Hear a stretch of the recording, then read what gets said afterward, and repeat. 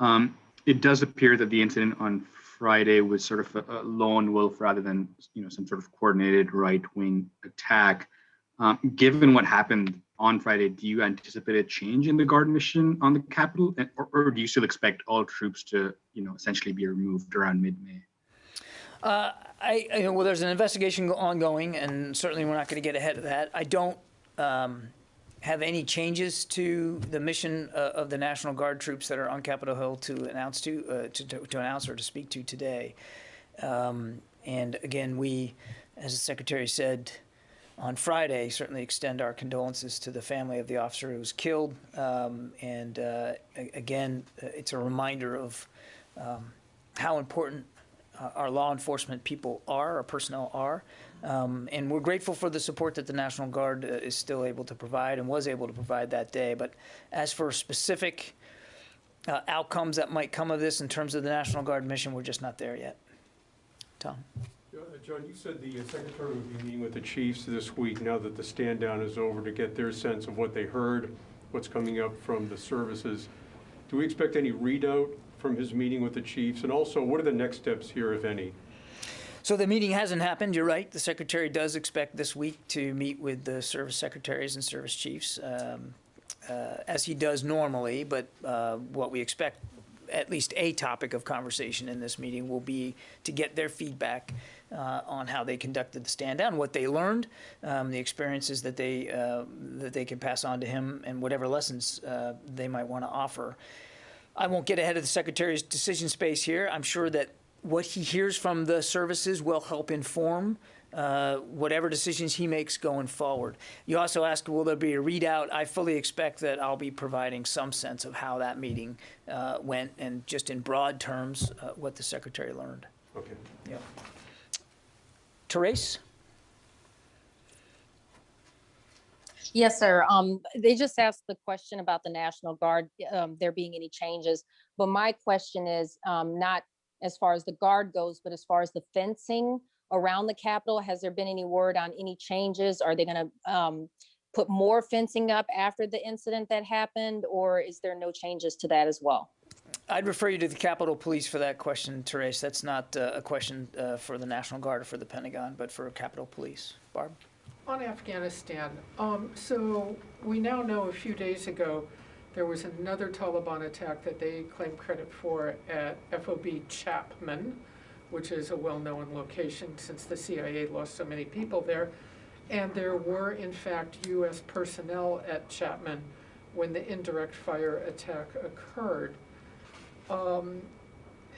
Where does this leave the thoughts about whether it's even possible to trust the Taliban, since this is only the latest in an apparent series of attacks against bases where U.S. troops are? But in terms of this one alone, you're trying to negotiate, you're less than 30 days out, and they conduct another attack against a base where U.S. personnel are. Where does this leave the interest level in trying to negotiate with them and trying to even think about getting out by May 1st? I certainly won't speak for our negotiators and for the diplomats at the State Department. That process still continues. We still want to see a negotiated settlement to the end of this war. And it's clear to us here at the Department of Defense that our colleagues at the State Department and our negotiators are taking this seriously, and they continue to try to press for a diplomatic solution. I think clearly, as the President himself has indicated, it's going to be tough to meet May 1st as a deadline for the complete withdrawal. Logistically, just tough to make. That said, the review is ongoing. The President hasn't made a decision one way or the other about force levels in Afghanistan or missions in Afghanistan. And as the Secretary himself said when we were in Kabul just a couple of weeks ago, that he's confident that whatever the decision is, if that decision involves a withdrawal, that General Miller and General McKenzie will be able to do so in a safe, orderly, and effective way. Let me follow up on 2 points. Still, the Taliban are now openly attacking bases where U.S. personnel are located. Does that concern you? And you also just said there hasn't been a decision on missions. is the actual, On follow-on or future missions. I mean, they're still conducting the mission that they've been assigned now. is that mission open to being rethought in this process of some other mission in Afghanistan than what you're doing now? I won't get ahead of the Secretary's decision-making. And how concerned are you now, given what happened at Chapman just a few days ago, while these negotiations are going on, that they're continuing to attack bases where U.S. personnel are located? Obviously, we all think the violence is too high, and the Secretary has said that himself. And clearly, this the attack on forward operating base Chapman is of concern. And I want to correct my last answer to you. I said I wasn't going to get ahead of the Secretary's decision-making. I meant to say the President's decision-making. The President gets to make this decision. That was my bad. Yes, ma'am, in the back. I have two questions. First, do you have concerns regarding the situation in Jordan, the stability of the kingdom, and also did you reach out to any of the Jordanian officials? The second question, I understand that there's no decision about the troop level in Iraq, but can you please update us on when or where we are in the process? Did the Secretary present his recommendations yet to the President? Is the President now like that he needs to make the decision? Where are we in this process? As for the President's decision-making process, I would refer you to my colleagues at the White House to speak to that. And I certainly am not going to make it a habit of speaking here publicly about the Secretary's counsel or advice to the Commander-in-Chief. That's just not something we're going to publicly speak to. There's still a review ongoing. The President hasn't made a final decision about troop posture in Afghanistan. We're still very much executing to the mission that we had been assigned and what our troops are still there executing. If and when that changes, then we'll adjust. I won't get ahead of that process. On Jordan, obviously, we're watching the situation closely. It's really a question better put to the State Department. The U.S. government has been in touch with Jordanian officials. We have a very strong military-to-military relationship with the kingdom. We obviously, our focus is on making sure that that relationship and our shared security interests in the region remain foremost in our minds. Okay, Abraham? Yeah, thanks, Don. Two questions. One, Southern Command announced the movement of some detainees at Gitmo to consolidate. So I wanted to ask if the Secretary has any update regarding the NSC process, evaluating how Guantanamo Bay Detention Facility might be closed. DOD presumably has a role in that. Can you describe what DOD has been doing for the past 2 months regarding that process? And then separately, can you talk at all about the Russian troop buildup on the Ukraine border? Has there been any determination made as to if that is training, if that is offensive? Do you have anything new to report about that? On Gitmo, the Secretary fully supports President Biden's desire to close the facility, to close the detention facility there. The thinking behind that, the process of reviewing how to do that is one being led by the National Security Council and by the White House, and so the Secretary provides his views and in his counsel, and I won't get ahead of that process over there. But clearly, the Secretary agrees that it's long past time to close that detention facility. Your second question, I knew I'd forget. Oh, Russia-Ukraine, right? Russia-Ukraine. I don't have any additional assessments to talk to today. As you know, we're not going to speak about intelligence matters. The Secretary, as you know, was in touch with the Minister of Defense of Ukraine, and he pledged in that call, and we pledged publicly to standing up and supporting the territorial integrity of Ukraine and calling on Russia to respect that territorial integrity.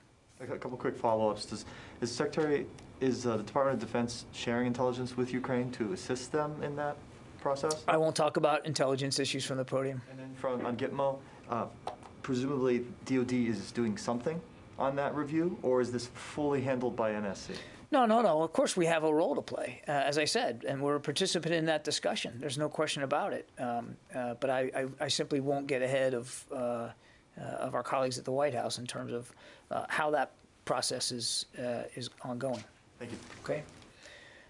Peter Lowy.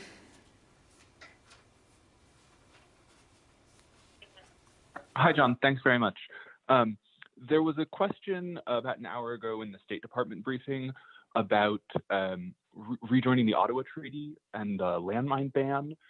And while that would be a question for the administration, the State Department did say specifically on the use of landmines, we would refer you to the Department of Defense. So I'm following up on that and wondering what is the current Department of Defense landmine use policy, and why does the department still need/use them? Thanks.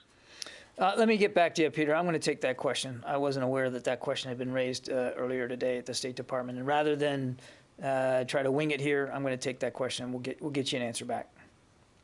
Thanks very much. You bet. Jared? Hi, John. Thanks for doing this. We've seen reports in the White House has said that the strategic dialogue with Iraq is supposed to be commencing this week. Have any department officials spoken with Iraqi officials ahead of the talks? And is the presence of 2,500 U.S. troops in Iraq on the table for these discussions? We routinely talk to our counterparts in Iraq, as you know, because we do have 2,500 or so troops there that are in a counter-ISIS mission which requires a deep partnership with our Iraqi security force partners. I'm not aware of any specific conversations that have occurred here from the department with respect to the strategic dialogue. It is really a process that is being handled by our State Department colleagues. But again, we share the Iraqi goal of having its security forces capable of defending Iraq's own sovereignty and of denying terrorist groups the use of Iraq as a base for operation. The coalition continues to support partner forces in Iraq and in Syria with advising air support, provision of intelligence, surveillance, and reconnaissance, and conditions-based equipment divestments. Though ISIS is, by orders of magnitude, not the organization with the capability they once were, they are still a threat. And we are still on the ground in Iraq assisting and advising our Iraqi partners at their invitation to be there. Pierre.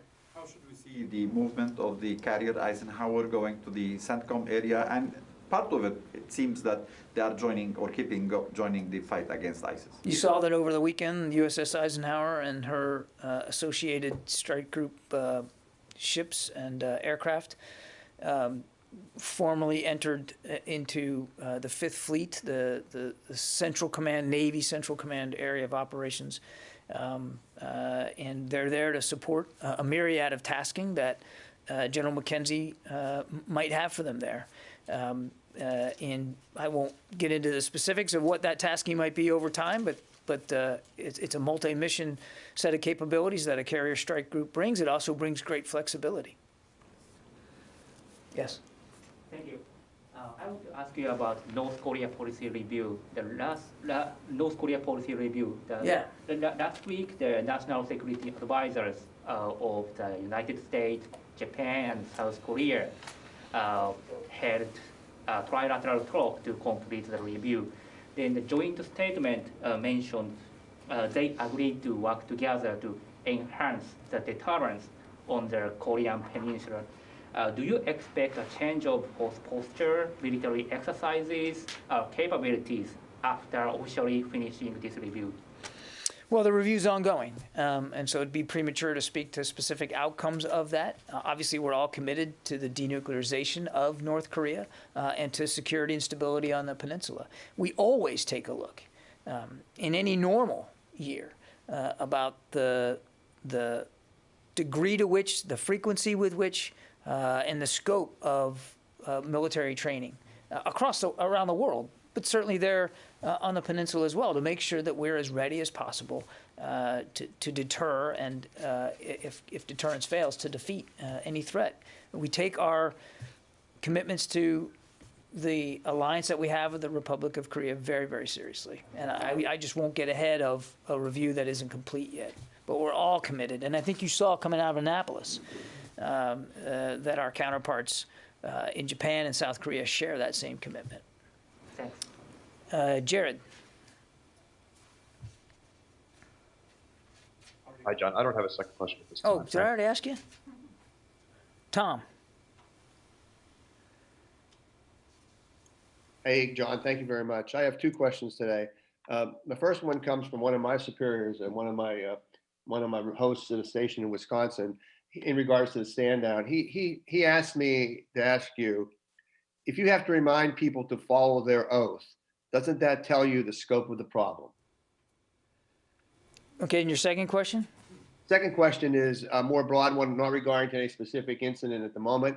As a former officer, I'm speaking to you, and thinking of your conversations with your colleagues, what is your reaction to when an order or a directive is issued and it is ignored, flaunted, or not obeyed? Well, those are two very interesting questions, Tom. I think, as we've said this before, extremism in the ranks is sadly not a new problem. And to some degree, there's been elements in the ranks since the Civil War. And what happened in early January, as I've said before, was something of a wake-up call for all of us here in the Pentagon, given that there was a population of veterans and at least one reserve officer that we know of that participated in an attack on the Capitol while Congress was in session, conducting the people's business. And so it would be irresponsible for us not to take that seriously.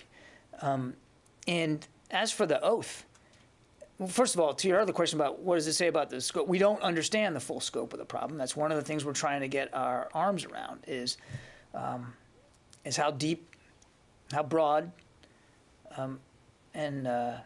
and how menacing the problem might be inside the ranks. We think it's probably less than what the headlines might suggest and more than what we're comfortable with. But as the Secretary said, even a small number can have an outsized effect on morale and cohesion.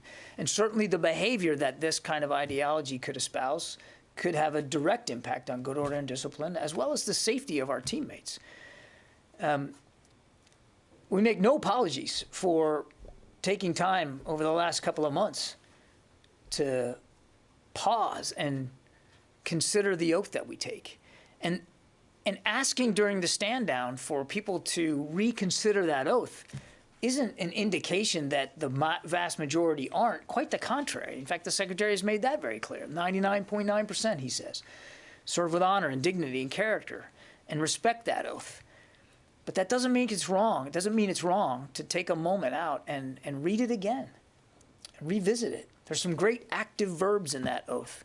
And maybe just focusing on some of those verbs is a good thing. It's a healthy thing. Many of us, and I'm no longer in uniform, but certainly over the course of my military career, I had to take that oath many, many times. And every time, even when I attended a promotion ceremony where I wasn't the guy being promoted, when it was being given to the individual being honored, I still took a moment to just think about those words and what they mean. It's a promise to the American people, and it's a promise to support and defend a founding document, and there is absolutely nothing wrong. In fact, there's everything right about taking a few moments out and reconsidering it. And the fact that we did this during the stand down and we asked people to reconsider it isn't an indication of lack of faith or trust in them. It's quite the contrary. It was a chance to revisit that faith and confidence. And then I'm sorry, your second question was more personal about me. What was it? Well, it's about you and other officers. When you give an order or give a directive, and that order is ignored or flaunted by the troops or those in the ranks, what is the reaction of the officer corps or an officer? I mean, that's a question that I don't think I have anywhere near the requisite time here today to talk about, Tom. I mean, one of the foundations of military service is the importance of the chain of command, and the duty that all of us have when I was in uniform to obey lawful orders given by your chain of command. And when those orders aren't obeyed, there are repercussions for that.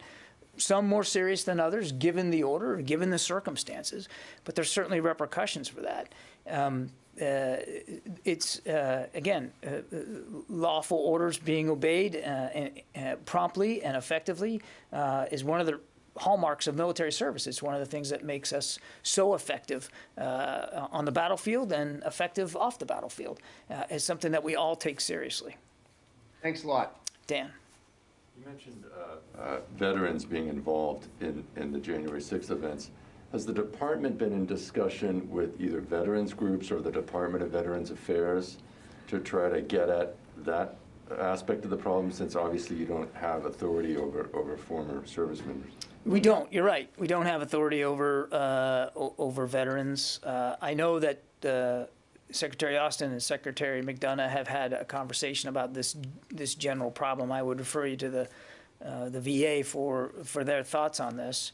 But we do have purview while individuals are still in the ranks. And one of the things that we're looking at is, what are we doing to help prepare them for the transition to civilian life? And we know that some of these groups are actively recruiting veterans because they know they have leadership skills, they have weapons training, they are good organizers. And so we're asking ourselves, what are we doing to better make sure that as we prepare for future veterans, that they're able to make that transition in an informed, educated way about who and what is waiting for them on the other side. Barb. Can I just ask a quick question about hypersonics? Well known the Air Force is about to test its first hypersonic air-launched missile. And you've seen the Russians and the Chinese devote a lot of their funding to developing hypersonics. How important are hypersonics that go 5 times the speed of sound for the U.S. military? It's an important capability that, as you rightly pointed out, Barbara, we are involved in exploring and in resourcing and better understanding the research and development side of this. Again, I won't get into specifics here other than to say we're mindful of the importance of this capability, and we're also mindful of the pursuit of this capability by other nation states that would potentially challenge our national security interests. Okay, thanks everybody.